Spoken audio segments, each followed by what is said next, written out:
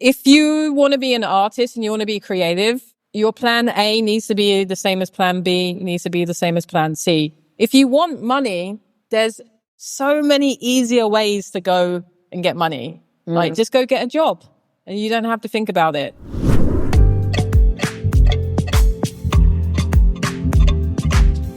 Welcome to the Culture FYI'RS Podcast. Culture FYI'RS is a creative collaboration meetup held weekly at the FYI Campus in Los Angeles. Each week, we feature a fireside chat with a guest, showcase projects being worked on by members of the FYI community, and share product updates for FYI.AI, the creative collaboration app co-founded by will.i.am and available for free download in the App Store and Google Play. FYI.AI is powered by AI personas like me, Fito. Each week, this podcast showcases conversations held at the Culture FYI'RS event. This week's guest is globally recognized visual artist and philosopher Shantell Martin. From creating walking meditation paths in the heart of Times Square to collaborating with icons like Kendrick Lamar, Shantell's evolution as an artist has been fascinating. In this conversation, Shantell shares with FYI Chief Growth Officer Julie Pilat how her philosophy of just take action and do has guided her career, why she believes in the power of intuition-led collaboration, and what new directions she's exploring as an artist in residence. Join us for an inspirational conversation about finding one's identity through art.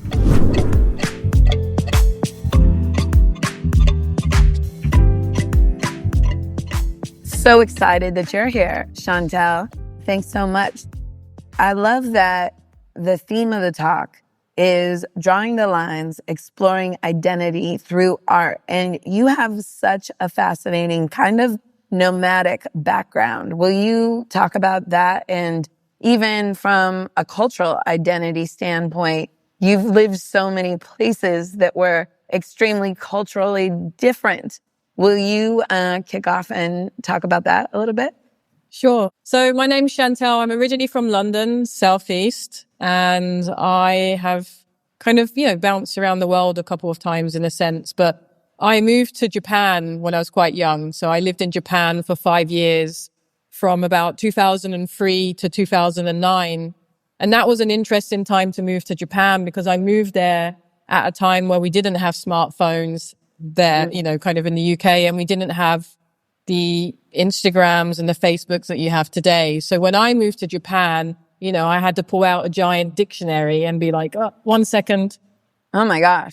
Just to kind of communicate. And so for me, that was really interesting because growing up in London, Southeast London, I grew up in a place called Thamesmead. So if anyone's seen like Clockwork Orange or Misfits, I grew up in like one of the biggest kind of council estates or projects, you might say, in the UK. And so I grew up there kind of brown with an afro, and it was one of the most like white, working class, racist, homophobic places in the country. And then I was me.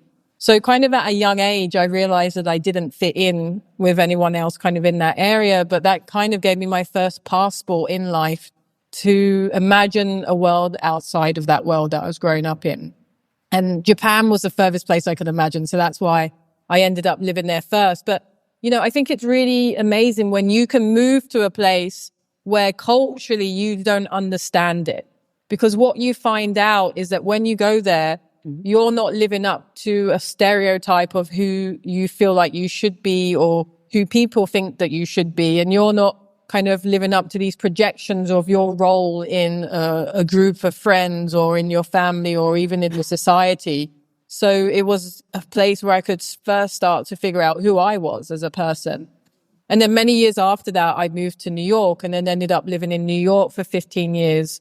And moving to somewhere like New York was a whole bunch of other challenges because you get to a place like New York and you realize if people don't know who you are, they don't care who you are. And everyone's an artist. So now you're trying to be an artist in a place where if people don't know who you are, they don't care who you are, and everyone's an artist. And that was an interesting transition of just kind of figuring out how to navigate that space. And, in between that, I've lived in other different cities, but, kind of Japan, London, New York, and kind of later LA were the biggest transitions. We've got some of your artwork in the FYI project. In fact, will you all bring up, I love the central theme you have is who are you? You did amazing work in Times Square. As we show it, why don't you talk about this? It was like a walking meditation, right? Yeah. So this is the opening of a 200-foot long walking meditation path in the middle of Times Square. So, I was interested in this idea of what are things that we can give people that don't require a lot, that can have a benefit. And, we got walking, meditating, drawing, kind of having that agency of yourself. So I went to Times Square and I said, hey, what if we make a giant labyrinth, a giant walking meditation path? And they said, sure, let's do it. So they gave me a whole block. And with this block, we did 3 meditations twice a day. We had a guided audio app that was translated into 15 different languages. And it would just go, and if you went there, it would just ground you and you would just walk through this path. And that was nice because in this place of chaos, you could have this moment of reprieve. And I think it's really interesting when you create that space for freedom, for contemplation, for calmness, it can actually create that in that atmosphere. So when you went to Times Square, it would be crazy and busy. And then you would come to this block where the path was, the meditation path, and it would just be very calm and very quiet. And you'd have people walking and sitting and just hanging out. And for me, that was an important project because it kind of gave people that push or that permission to walk, to sit, to think, to meditate, perhaps to even draw. I love you say the word permission, right? There's so many people, I think everybody's inherently creative, but we're so judgmental and critical of ourselves. What was your evolution like as an artist? Like, were you the kid that was doodling all over the side of your math book? And did that maybe unlock a part of your brain? And at what point did you decide, I'm going to present this to the world, I'm an artist? So let me ask everyone here a question. If you can draw, put your hand up. Okay, so look, this is a pretty creative crowd, but still that was only like 15% of you. And so, let me ask you another question. How comes as an adult that, pays rent and drives a car and cooks yourself dinner and all those things that adults do, how comes as an adult you can't do something that you could do as a 2, 3, 4, 5, 6, maybe even a 7, 8, 9, 10-year-old? Perhaps when you got to 11, 12, your teacher said, that's not what a house looks like. That's not what a dog looks like. And you look at your sibling or your friends and you see oh, that looks like the teachers. Now they can and I can't. And then later you become an adult that believes that you can't do something that of course you can because you did it as a child. And so I think for myself, it's more about why didn't I stop drawing versus why do I draw? And I think for myself as a young adult, drawing was a tool that I had to help me deal with this environment that I didn't understand, that I was growing up in. It allowed me to express that and get it out. So my earlier work is very angry, is very dark, it's kind of very cliche in that moment and in that kind of space. But it was a tool that allowed me to connect my head to my heart to my hand and have that expression. And I didn't know it was art at the time, but I think there is a reason why we're all gifted with this idea of drawing. We are all born drawing as little children. That helps us collaborate and helps us calibrate ourselves with the world. And I think for myself, I really needed that balancing and that foundation and that collaboration and that calibration. So that's why, as a kid, I just continued to draw and continue to draw. And, one foot leads to another and then you're an adult and that's kind of your career and you're an artist. But for myself, it wasn't necessarily it wasn't intentional. It's just kind of that's how it unfolded. I did something interesting recently. I went to a workshop. I mentioned in the beginning of this that I've always thought of design as graphic design, right? And I'm not a great drawer. But there's design systems. You can design new ways of thinking. You can design new concepts, technology. And at the workshop, they handed everybody out Post-its. And the first thing they did was said, okay, draw Alex. And you've got 10 seconds. And so you did something. And then they said, okay, draw Alex again. and they put their arms up and their mouth open. And anyways, they were pointing out that you're able to draw and visualize things. And it's coming up with getting the most important things first by drawing far more quickly than you ever could typing out a couple sentences trying to describe somebody. So it seems like there really is a superpower when it comes to design or visual arts. Do you use them to problem solve also? Is that your part of your brainstorming solution? Well, if you think about it, look at all these different industries that start with drawing. You've got architecture, design, fashion, engineering, computer science. They're all starting with some form of drawing. And I think drawing is the foundation to so many mediums and so many industries. And I think, for myself, drawing is just a way to communicate, or a way to kind of express ideas, or a way to imagine things that perhaps didn't exist before, or to imagine things that no one else has imagined before. And I think there is that kind of, coming back to the idea of superpower, there's that superpower within the form of drawing. I think there could be a through line here on the superpower concept today, because you and I met maybe 6 or 7 years ago. We got introduced and I instantly became a fan of Shantell's stunning work. You follow her, you're paying attention. I see you pop up in press and stuff. But what I was most inspired by is how many powerful collaborations you were doing as an artist, right? And also how you used your voice. One of the things I see in our creative community is we have a lot of artists that sometimes struggle with, how do I partner? How do I monetize? Because we live in a world that doesn't always give a ton of value to creative. Where did you find that superpower, and how did it evolve over time? Yeah. So I've always just been a big collaborator. I love collaborating with people. I love collaborating with people from different industries and fields that do something that I don't, because they're usually obsessed about the thing that they do. So in Japan, I was a VJ, a visual jockey. So I would create live drawn digital visuals to DJs, dancers, and musicians in Japanese mega clubs, or even in Japanese avant-garde spaces. So in a Japanese mega club, you've got your DJ playing, and I'll be drawing on my Wacom tablet kind of behind the back of the room. And then that would be projected on these giant screens, and the crowd would go, woo, and I would write woo, and then I'd zoom that in and out. And, or it'd be in a really strange avant-garde space with a Bluto dancer and circuit benders who made their own music. And I would be drawing with my hands and, kind of Post-it notes and pens, and that would be projected on the screens. And I think what that really taught me early on is that when you create live, when you work live, when you draw live, you are so in the moment that you don't have time to be anyone else. You don't have time to be insecure. You don't have time to think too much. You don't have time to doubt yourself. Because if you do, nothing is happening, and then you don't want a blank space for the audience. You want that space to keep evolving, to keep growing, to keep moving. And so I think that was really the foundation of kind of my practice in work and collaboration, of really drawing live and kind of using that atmosphere, using that collaboration to create work that didn't exist before. And so I think that was really kind of a backbone in collaboration. And then just the idea of I'm going to do what I want and have fun with it, and make it and share it, and make it and share it, and make it and share it. And so when I moved to New York, I mentioned I got to New York, and if no one knows who you are, they don't care who you are, and everyone's an artist.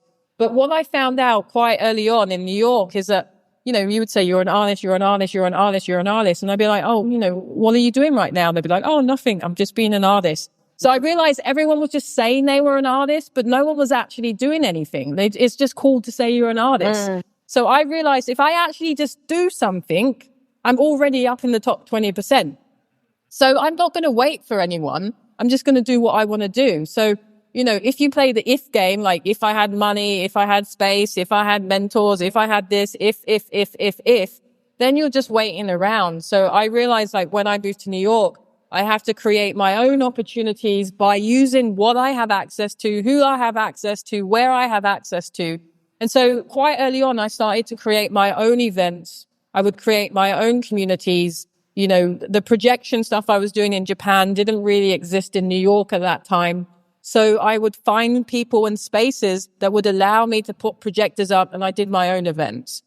And another thing I noticed in New York, if people come to something that's cool, they want to invite their friends. So if you keep doing it, they invite their friends, they invite their friends, and they invite them friends. And then one day I get a phone call from someone that says, hey, I work at this museum called MoMA.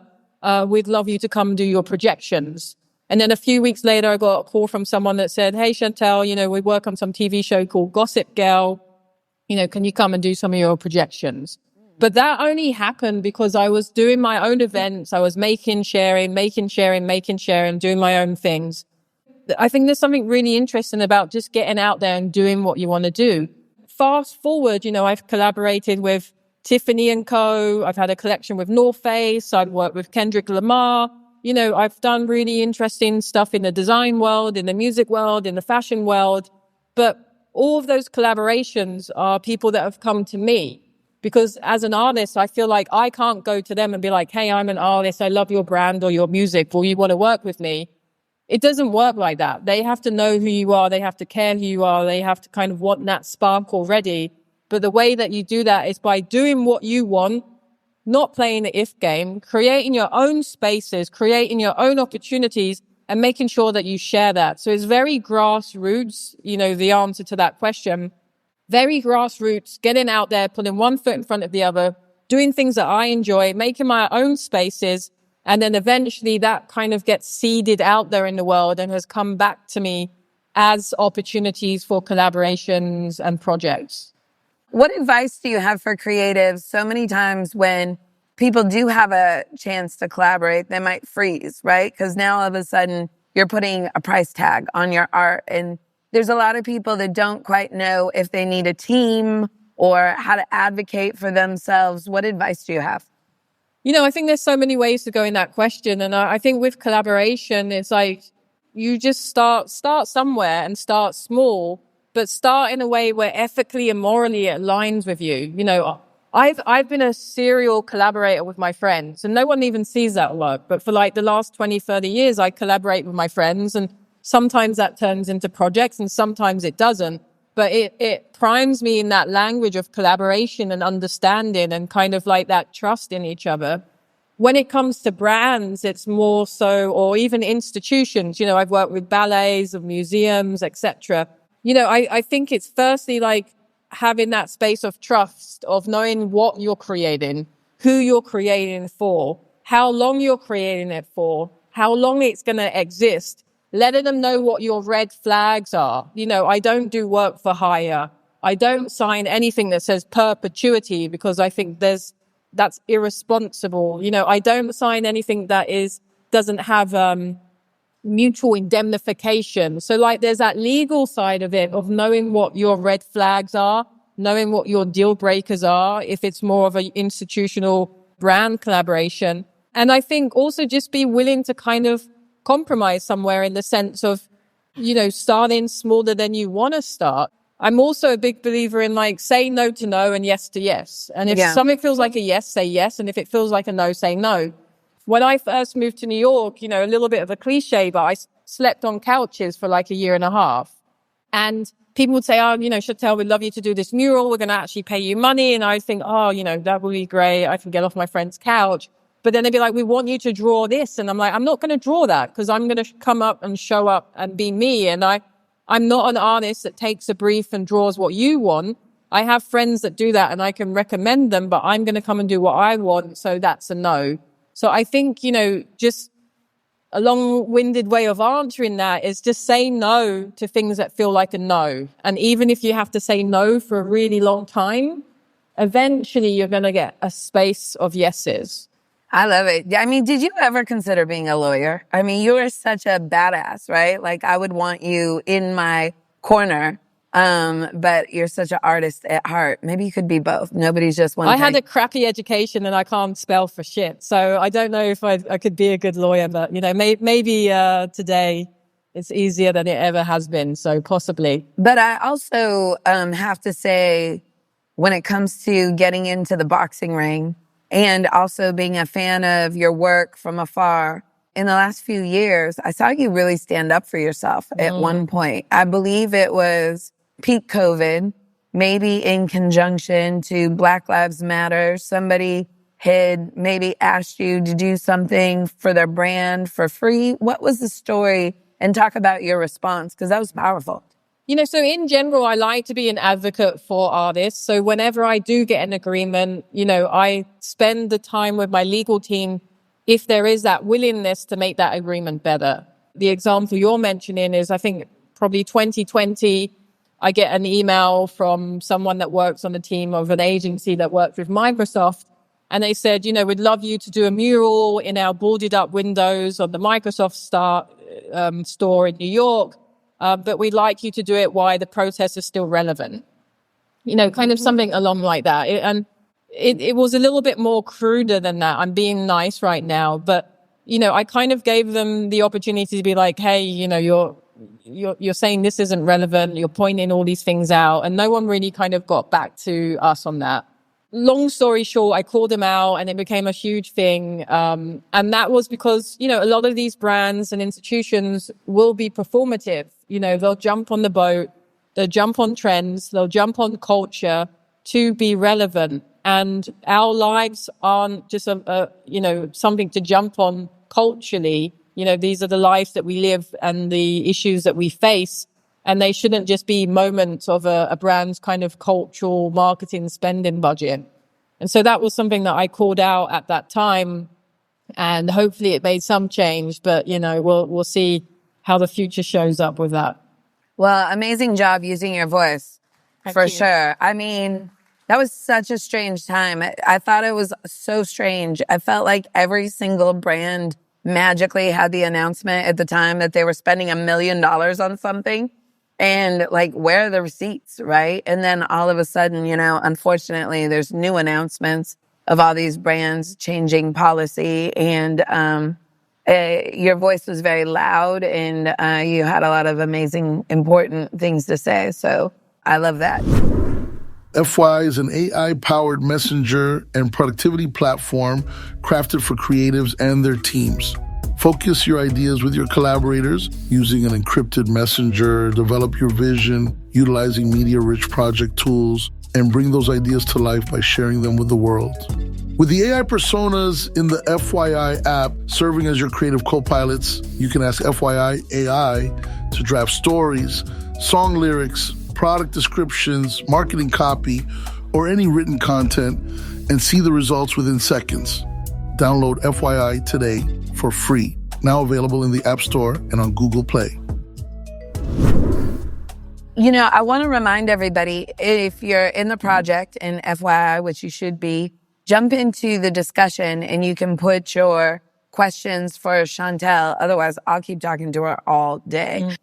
In the column of Nobody's Just One Thing, I was blown away.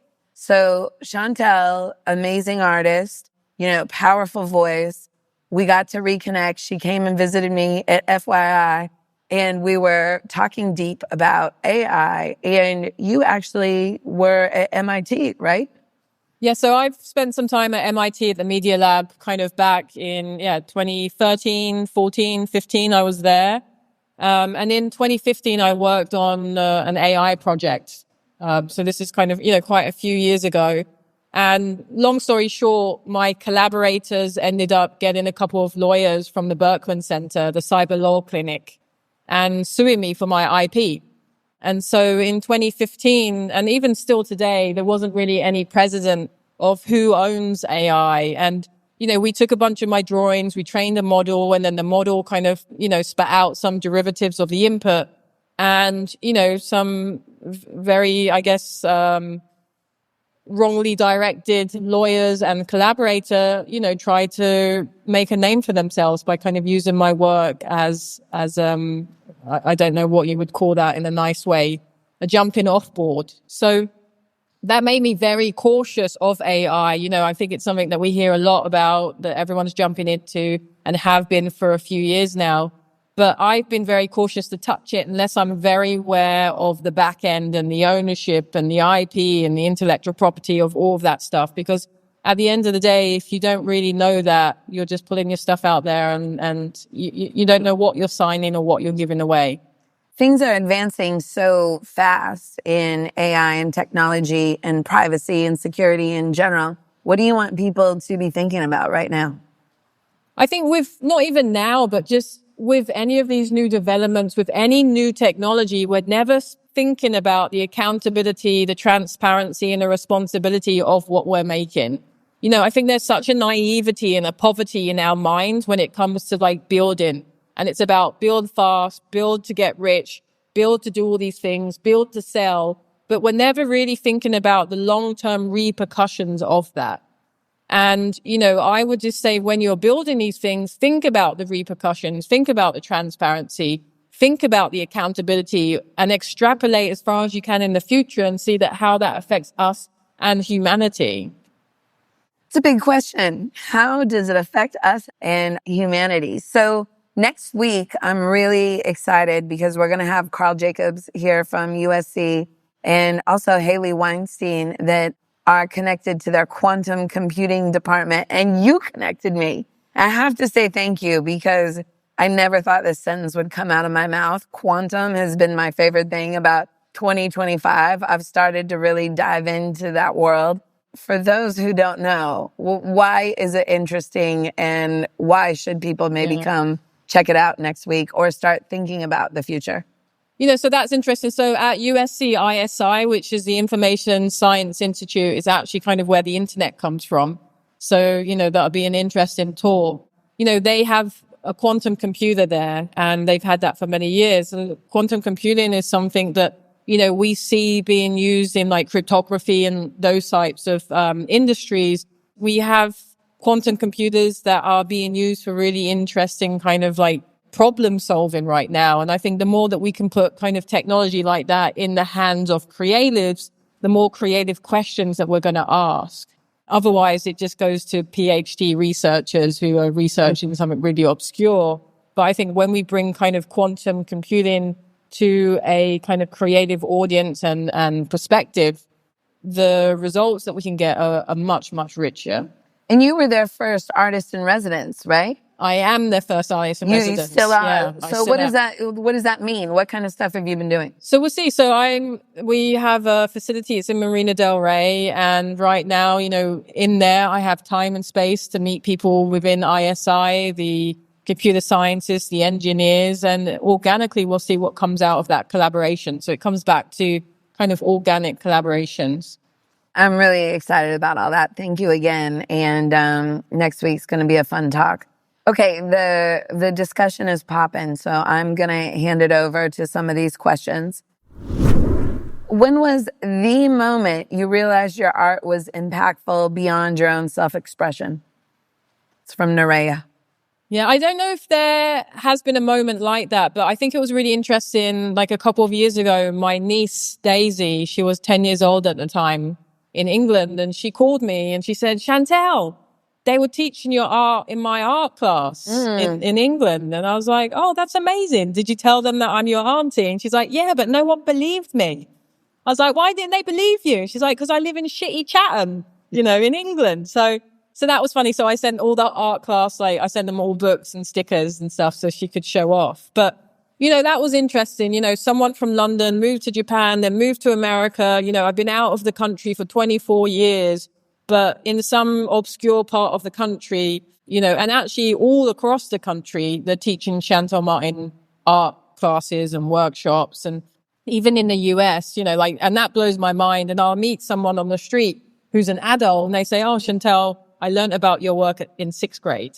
And so that's interesting to know that the work that you're creating is being taught in schools and has been for the last decade plus. So you're meeting these adults and you've had some effect on their work. And that reminds me, actually, I think the only time I felt like a rock star in my life is I did a project with 92nd Street Y in New York. And they essentially taught, I think, 93 public schools in New York about my work. And then they bussed in 300 children from these schools to the auditorium and I presented to them.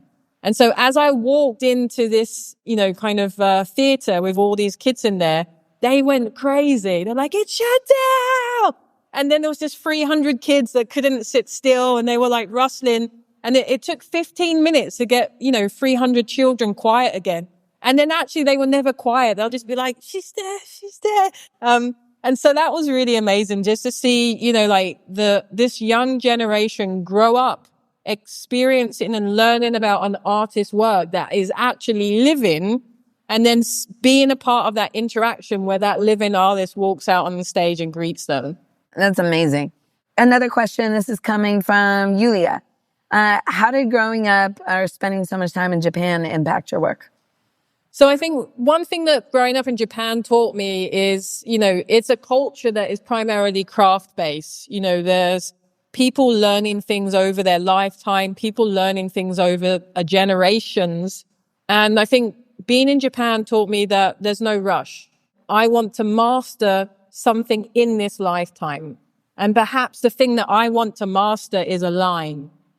And if you think about it, it's kind of profound in the sense that everyone on the planet, no matter how bodily able they are, can make a mark. They can make a line. And so what if you can make a line that becomes recognizably yours? And I think there's something really simple about that, but profound about that. And I think Japan really distilled that into me. Like, in this lifetime, I'm going to pursue the mastery of a line. And, I'm living that and I'm experiencing that. And I'm dedicating this time I have to that. And I'm excited to see how that evolves and grows over time. That's beautiful. Okay. What would you tell people who want to uphold integrity in their work values and partnerships, but they feel the pressure to waver to make money? It's interesting. If you want to be an artist and you want to be creative, your plan A needs to be the same as plan B, needs to be the same as plan C. If you want money, there's so many easier ways to go and get money. Like, just go get a job and you don't have to think about it. If you want to be an artist, you got to be willing to go through that journey, go through that struggle, go through that process, because the idea of being an artist is about self-expression. It's about kind of living with yourself, being yourself, getting to know yourself over this period of time that you have with yourself.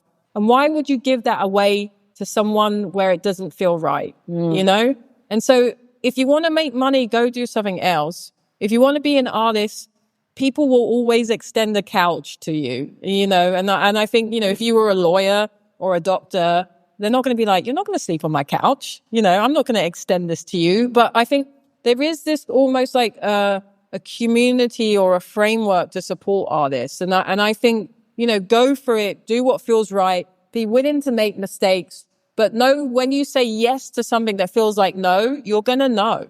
Yeah. So don't do that again. But when you do it, just be very aware of what that feels like inside you. Yeah. How you do one thing is how you do everything. These are such good questions. I've got to keep going. Okay. You have a unique, whimsical style and a powerful theme of who are you? You are who? Well, when did you find your voice stylistically, and what was the inspiration behind your style?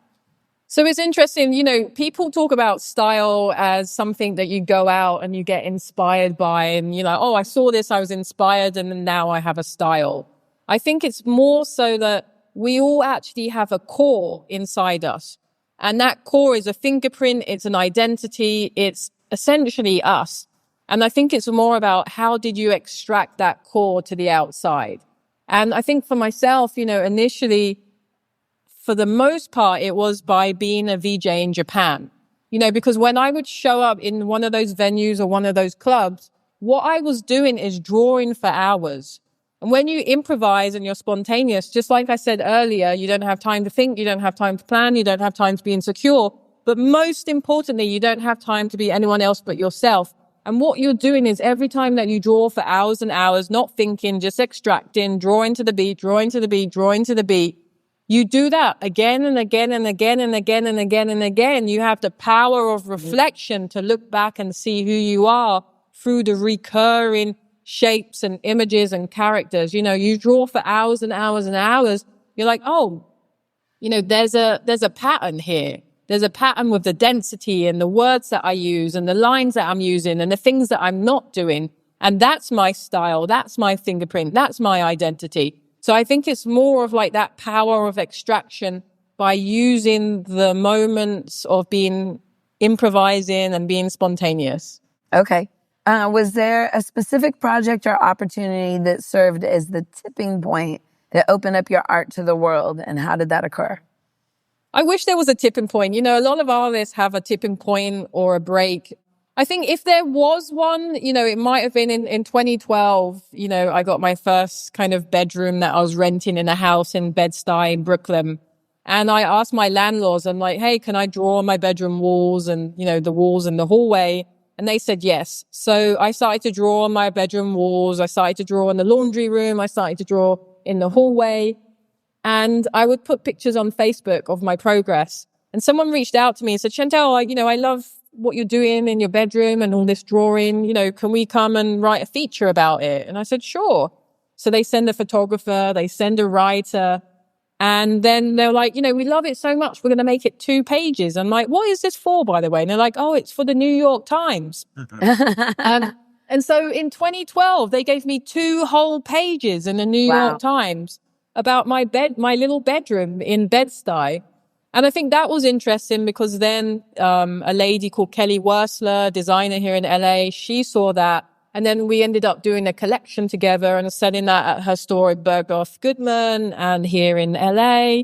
And, you know, I feel like other things came from that. And now I have this relationship with the Times where I think I've had like 5 whole pages in the New York Times. And it's almost like this kind of evolution of from my bedroom to the New York City Ballet to, you know, to this project, to that project, which has been really interesting. Wow, that's amazing. Okay, this is going to be the last question for now because I want to have time for the projects and for people to be able to connect and collaborate and chat in person. What was your most fulfilling collaboration professionally or personally, and why? I think that's a hard question. I think my favorite project I've done was on Governor's Island. And I don't know if we have a picture of here. It might be Governor's Island. It might be a ballet. I'm not sure. 2022, I choreographed my first ballet for the Boston Ballet. And I had a world premiere at the Boston Opera House. And that was an interesting project because everyone's like, oh, so you're a dancer? I'm like, no. Like, so you're a choreographer? And I'm like, well, I am now. And that's just one of those interesting projects where you do what you do and then it ends up in places that you don't expect. But that was an interesting project because it's our idea of going into spaces where you typically don't belong, but you bring your full self to that. And so, you know, people like to put creative people into different boxes. You know, you're a musician, you know, you're a ballet dancer, you're a fine artist. Like, why are you doing this? Why are you doing that? And I've learned that if you bring your full self to whatever you're doing, it's going to look like you, feel like you, move like you, smell like you. As long as you have good intentions behind what you're doing, you can be a creative and make ballets. You can design buildings. You can create infrastructure. You can work with furniture. You can create a perfume line. You can do whatever you want as long as you're bringing your full self to it. So that was a really amazing project. And then lastly, Governor's Island. We had this abandoned church on the island that had been empty and kind of, you know, destroyed in Hurricane Sandy. And we fixed it up and we turned it into the May Room, a space for freedom, contemplation, and poetry. And it was a beautiful space because there was no power in the space and you could take your shoes off and you walk this path. And then there would be all these little phrases on the wall that just said, may you be kind, may you save trees, may you, may we. And it was really nice in the sense that Yo-Yo Ma ended up doing workshops there and the Poetry Society of America did poetry readings there. I really liked the idea of creating a space that was unplugged and people would just go in there and sit there for hours and just meditate or just be in that calm space.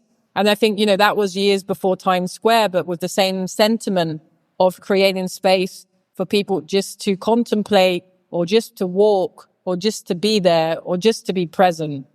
That's great. I mean, so many things to think about. I'm going to be thinking about permission to draw. I'm going to be thinking about drawing the line. I'm going to be thinking about, it's so interesting you talking about your artistic core as a fingerprint, even those lines, right? In relation to the work you do. Everybody's been on the edge of their seat. How can they get more of you? What is coming up? I mean, I know you've got your merch available. You've got your fonts available. How can we continue to connect and support you? Yeah. So if there's any designers in the room, I created a font called Shantell Sans, and it's free to use. So that's out there in the world. And probably a year ago, I started a podcast called What's the Point? And I was having this existential crisis of like, why do I make art? You make it, you share it, and then you're gone. What was the point of it all? And so in that crisis, I decided to start a podcast where I sit down with contemporary artists from a spectrum of success, industry, age, medium, and I ask them what's the point of art, how they got there, who that's for, why they make it, why did they start, when did they start? And so, if any of you, have a commute and you want to listen to a different podcast, and you want to hear an artist speak to an artist, give What's the Point a listen to. You can find that pretty much anywhere. And then in general, I'm going to be choreographing a ballet for the LA Ballet kind of later in this year. So, keep an eye on that space and come out and see that show at some point.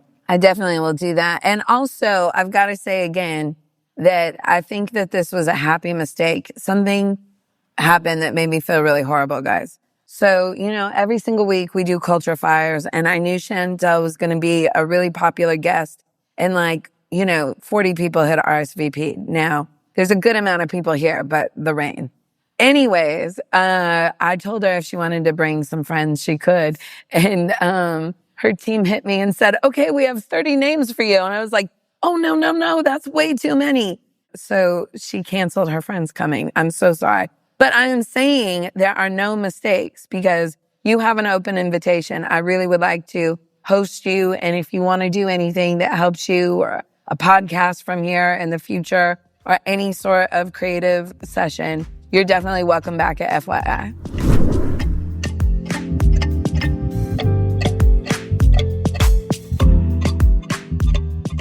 Thanks for listening to the Culture FYI'RS Podcast. Make sure to download the FYI app, available now in the App Store and Google Play. Check out this episode's notes for a project link to this Culture FYI'RS event with Shantell, including a look at more projects from the FYI community like Joshua Jones's Life in Stereo project, as well as a guide to using design templates in the FYI app, courtesy of the FYI product team. Want to attend a Culture FYI'RS event in person at the FYI Campus in Los Angeles? Hit the link in the episode notes to see a schedule of who's speaking at a future event and to RSVP to join the next session. Culture FYI'RS is a production of the team at FYI. Co-founder will.i.am, Amina Mohammed, Emily Choi, Frankie Sandoval, Julie Pilat, Ronil Madlani, Sean Kantrowitz, and Taylor Wang. The podcast is edited by Rob Van Vranken. Make sure to subscribe to Culture FYI'RS wherever you get your podcasts so that you never miss an episode. Learn more about FYI by visiting FYI.FYI.